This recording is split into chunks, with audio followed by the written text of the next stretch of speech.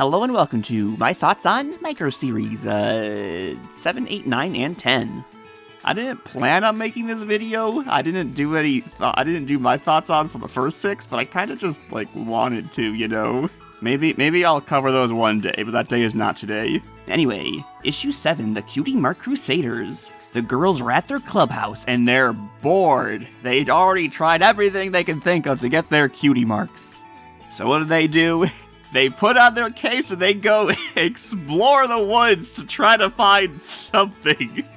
I love their capes. I wish they wore their capes more often. Sweetie Belle did a good job on them. Anyway, they get lost trekking through the forest but suddenly they find the plot. They collapse through the ground into a cavern and find a mimicker, which is not a changeling. I love that they have to make the specification. Oh, changelings can turn into, other people, but mimickers, nah. Dogs are not people confirmed. I love the opening to this story. I actually love this story in general. It's actually a very good Crusader story, surprisingly.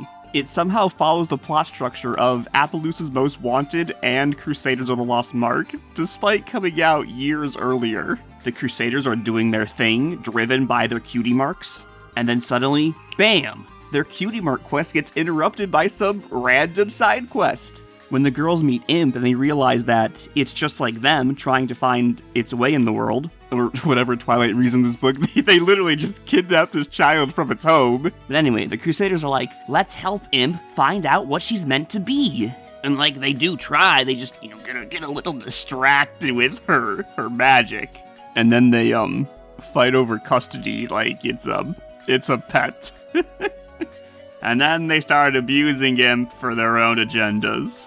Applebloom's trying to use her to fix their cart. Scootaloo wants her to turn into a giant-ass skate park so she can just scooter around. And then there's Sweetie Belle who's like, guys, can we, tone it down a bit? Apparently, did you know that Sweetie Belle is actually meant to be the most level-headed of the group? I never actually picked that up until I read it on a card that I opened. And she's really showing off that quality here. But now, the Crusaders' focus has shifted from helping Imp find the purpose in her life to what's the coolest, craziest shit we can make her turn into. And Imp gets sick of all their shit and she explodes and flies off, because I guess she can fly. Flies off to Twilight's library. God, rest in peace, Golden Oak. Then the girls realize that they got lost in the sauce and they feel bad and they apologize to Imp for not being good friends, and they take her home. The end. It's so funny that at the end, Sweetie Belle's like, we're gonna let Imp grow up at her own pace. You think that's the kind of lessons the Crusaders would actually learn at some point in the show, but no, that lesson flew right past them. Goddamn cutie mark camp. The moral of the story is about forcing yourself to grow up faster, which is obviously what the Crusaders been trying to do their whole life. But somehow it just perfectly intersects with their actual cutie mark storyline, with the outcome of this story being that they fail because they're not mature enough. They are not ready for their cutie mark. It just slots right into their storyline. I think that's more or less everything I gotta say on this issue. I really like the art. I really like the art style. I love the scribbly nature of the line work.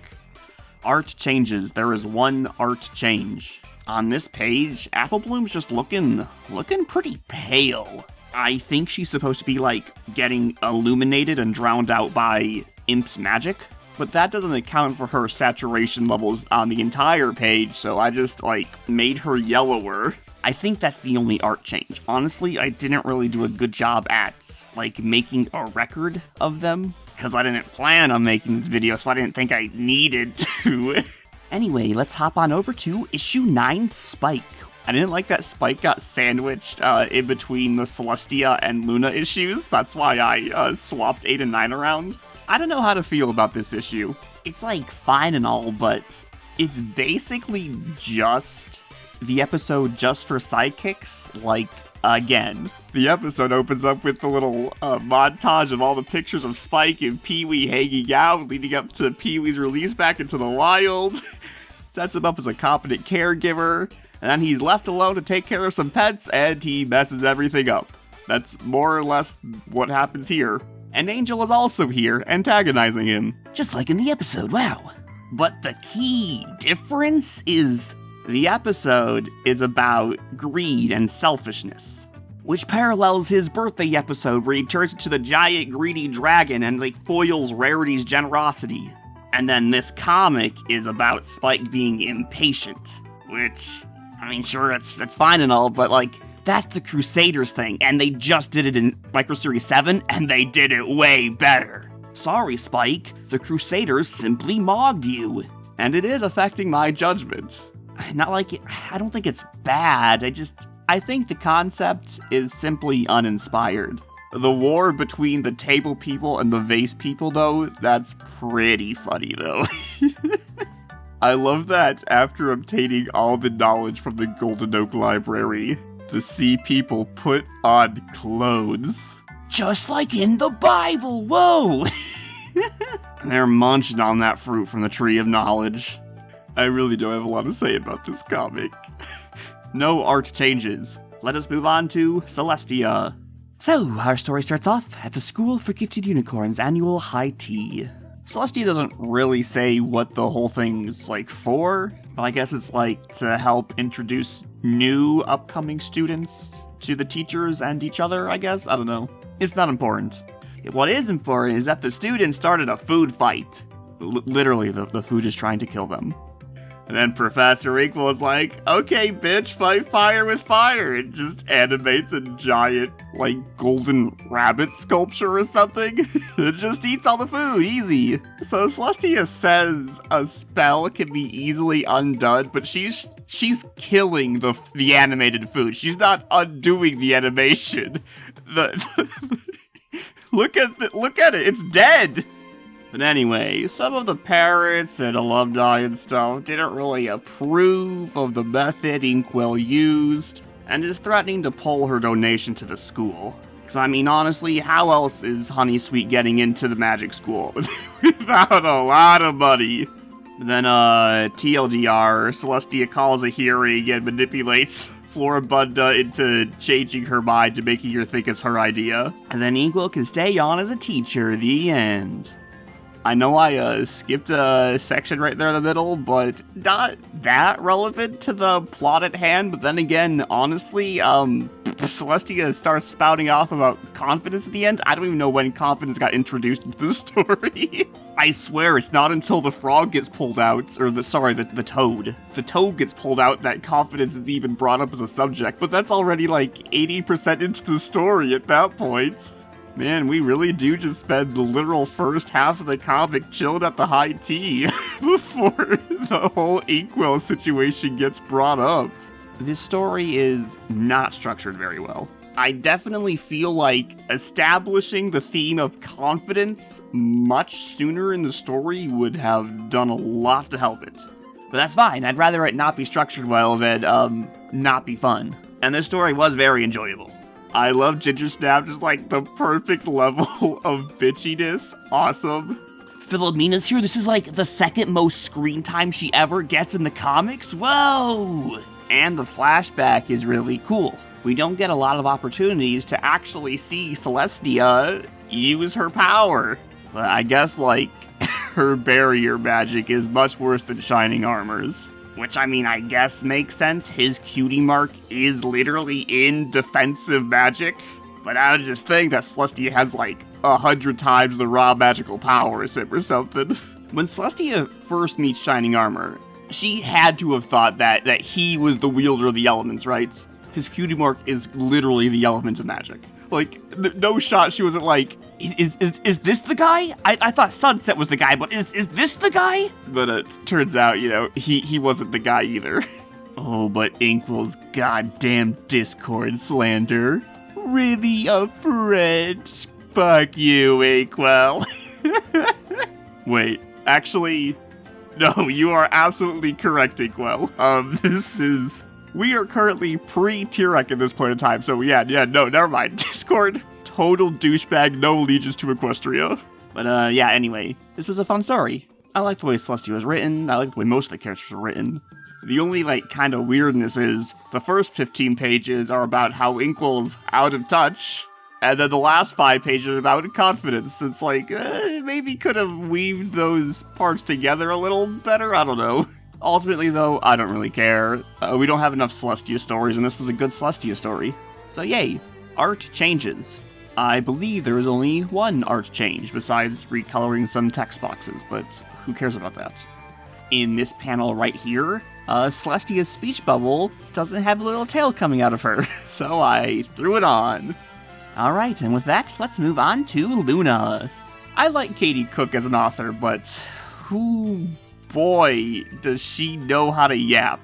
20 minutes of dialogue, but still somehow like 3 full-page art spreads with no dialogue on them. God. Well, at least it was shorter than Micro-series 3 Rarity. That one was 23 minutes long. I am not going to do a summary of the story, as it is a story about particularly nothing at all. What did you do today?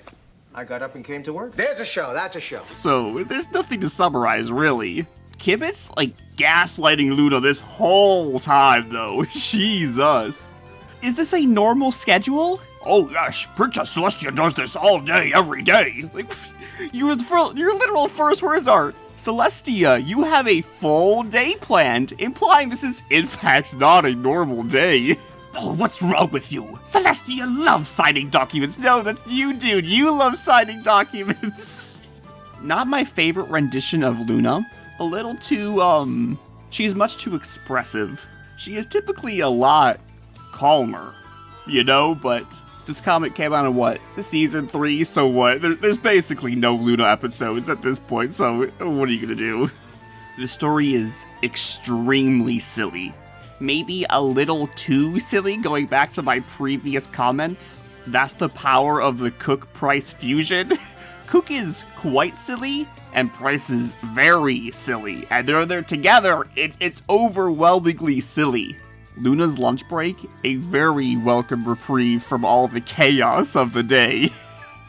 Which I suppose is what the whole story's like about, so... Luna threatening to kill Kibitz, though. Awesome. Odd that Flash Sentry is here. I swear his whole gimmick is that he's part of the Crystal Court. He follows Shining Armor over there, right? Isn't that his whole thing? Why is he a Gadrelot?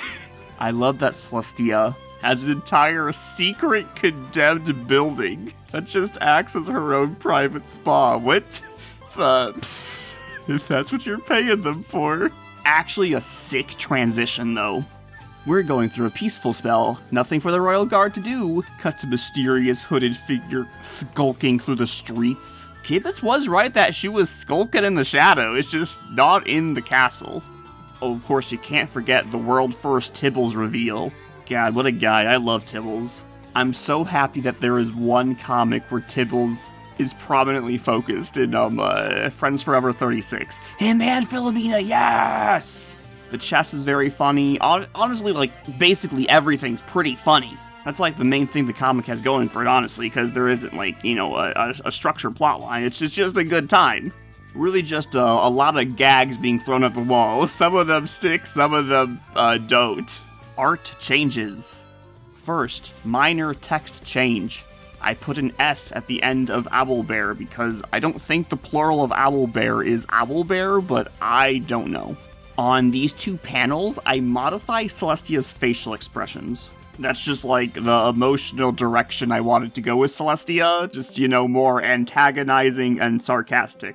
I love bullying Luna as Celestia. It's my favorite thing to do when voicing Celestia. Plus, with the power of hindsight, it is more akin to their actual dynamic, so...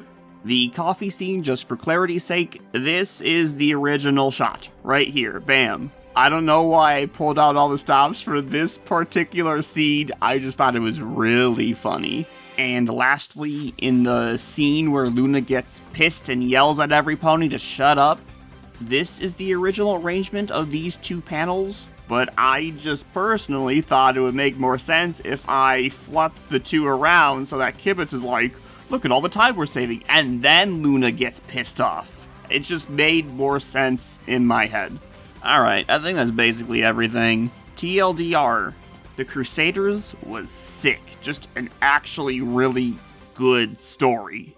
Spike was fine. I'm glad Spike got a story. He deserves a story. But actually, now that I think about it, where's Cadence? Where's the Cadence story?